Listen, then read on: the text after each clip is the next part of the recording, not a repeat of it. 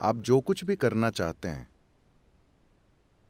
आप खुद को अपने अंदर खुशी और स्पष्टता के क्षण तक लाएं। उस क्षण आप जो निर्णय लेते हैं, चाहे आप मर भी जाएं, आपको वही करना चाहिए। जब भी आपकी भावनाओं में उतार चढ़ाव आता है, आपका मन कई चीजें कहता है, ये महत्वपूर्ण नहीं है। वो आज एक बात कहता है, सुबह एक बात, शाम को कुछ और। वो आज एक बात कहता है और कल दूसरी बात। ये कोई महत्व नहीं रखता। स्पष्टता के क्षण में मैं खुशी कह रहा हूं, क्योंकि जब आप खुश होते हैं तो आप बाध्य नहीं होते। जब आप बहुत खुश और स्पष्ट होते हैं, उस समय अगर आप चीजों को देखते हैं और सोचते हैं कि हाँ, ये करना मेरे लिए बेहतर होगा, बस वही करें, फिर चाहे वो नर्क जैसा ही लगे।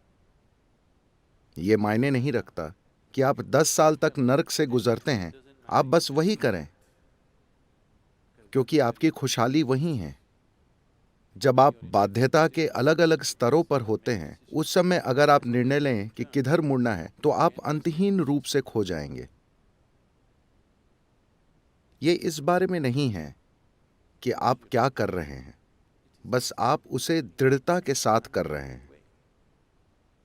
हर दिन आप ऑफ एंड ऑन रहते हैं, तो वो नहीं होता। आप बस दृढ़ रहिए, आप बस एक बिंदु पर टिके रहिए, चाहे वो कुछ भी हो। अगर आप कसाई बनना चाहते हैं तो कसाई बनने पर अटल रहिए, ये खुल जाएगा।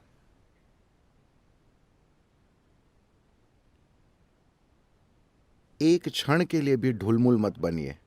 आपने स्पष्टता और खुशी के क्षण में जो निर्णय लिया है, बस उस पर टिके रहिए, जरा सा भी हिले डुले बिना। उससे आपको कोई वंचित नहीं कर सकता। हर दिन जब आपके विचार और भावनाएं इधर उधर उड़ते रहते हैं, आप अपना मन बदलते रहते हैं, आप गोल गोल घूमते रहेंगे, अंतहीन रूप से गोल गोल घूमते रहेंगे। क्योंकि जो अक्सर दिशा बदलता है, साफ है कि उसे कहीं भी जाने में दिलचस्पी नहीं है ना? आप जानते हैं कि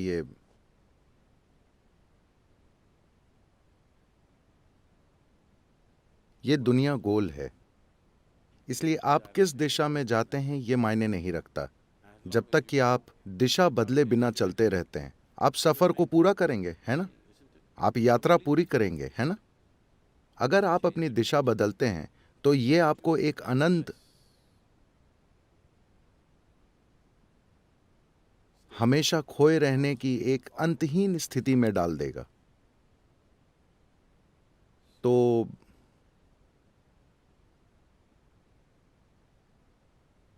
अगर आप वहां होना चाहते हैं, वहां रहिए, कोई समस्या नहीं है। आप यहां होना चाहते हैं, यहां रहिए। रोज रोज अपना मन मत बदलिए, सुबह एक ओर, शाम को दूसरी ओर। आप अपने लिए और अपने आसपास हर किसी के लिए एक यातना है। जो लगातार अपना मन बदलता रहता है, वे अपने और अपने आसपास हर किसी के लिए एक यातना है ना?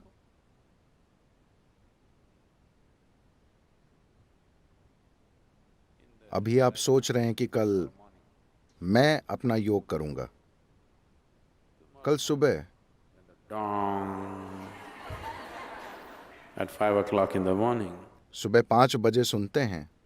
मैं रोज उसे सुनता हूं। मुझे नहीं पता कि आप में से कितने लोग उसे सुनते हैं। जैसे ही वो डोंग होता है, शायद हमें ड्रम बजाना चाहिए।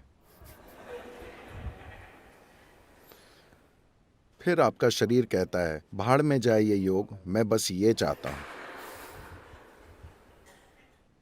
वो बदलता रहता है। प्राथमिकताएं बदलती बदलती बदलती रहती हैं। जीने का एक और तरीका है,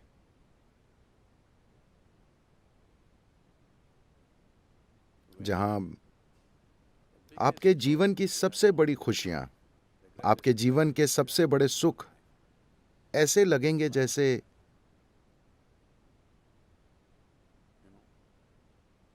एक चींटी के सुख की तरह लगेंगे।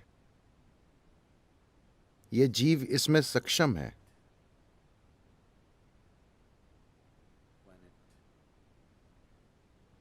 जब बात शरीर और दिमाग की आती है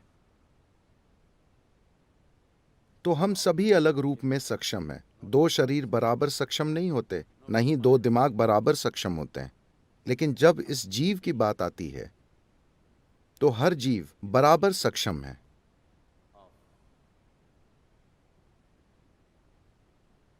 अपने भीतर अस्तित्व को समेटने में। वैज्ञानिक कहते हैं कि यह लगातार फैल रहा है, उसे कैसे समेटना है, यही सारी सुंदरता है। That which is endless, that which is eternal. जो अंतहीन है, शाश्वत है, जो असीम है और जो लगातार फैल रहा है, उसे इस जीव में समेटा जा सकता है। इस मामले में दो जीव अलग अलग क्षमतावान नहीं होते, हर जीव बराबर सक्षम होता है। ऐसा इसलिए नहीं होता क्योंकि आप दिशा बदलते रहते हैं।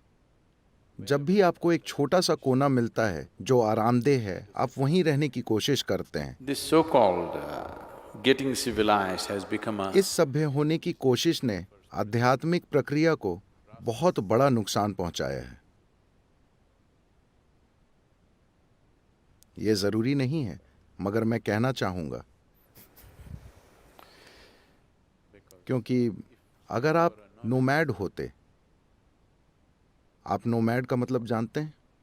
इसका मतलब है कि आप मैड नहीं हैं।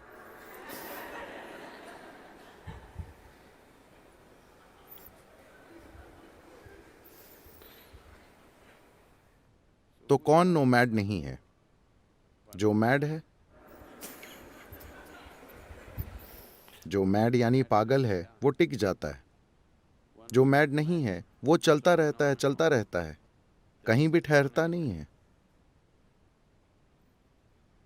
जैसे ही हम नोमैड होना बंद हुए,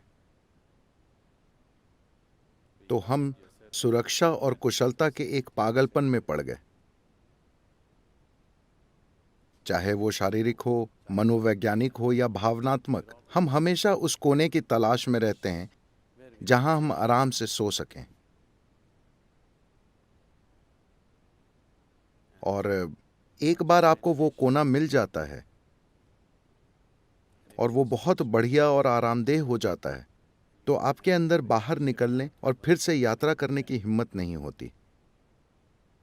तो अगर आप सिर्फ एक पिकनिक मनाना चाहते हैं तो ठीक है, वो ऐसा ही लगता है जब अगर आप वेलंगरी पहाड़ की चढ़ाई करना चाहते हैं तो आपको एक निश्चित दूरी तक चढ़ाई करनी पड़ती है, जहां आपके घुटने चटक रहे होंगे और आपकी सांस भाप के इंजन की तरह लग रही होगी, a steam locomotive.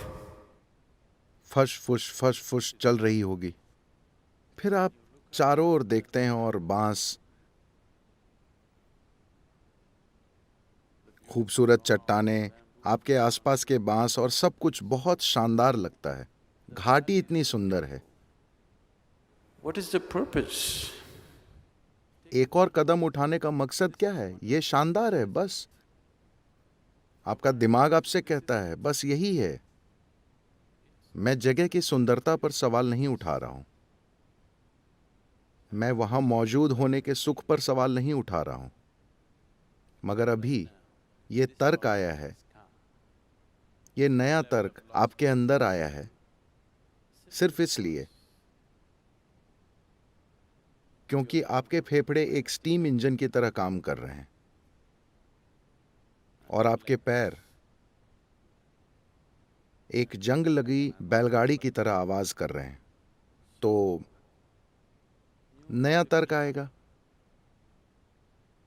क्या आप देखते हैं कि हर बार आप जिन अलग अलग स्थितियों में पड़ते हैं, सुविधा या असुविधा की अलग अलग अवस्थाओं में पड़ते हैं, तो आप एक नया तर्क गढ़ लेते हैं? क्या आपने इस पर ध्यान दिया है? जैसा कि कहा जाता है, जब आप छात्र होते हैं तो हर कोई कम्युनिस्ट होता है।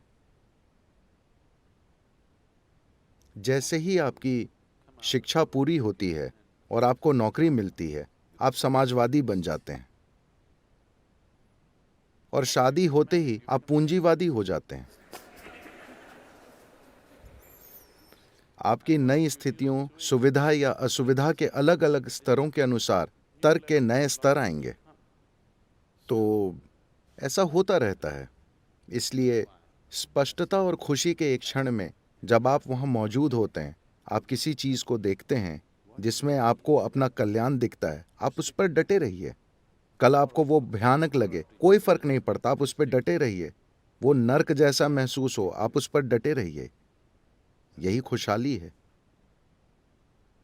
अगर आप दिशा बदलते रहेंगे तो कहीं नहीं पहुंचेंगे।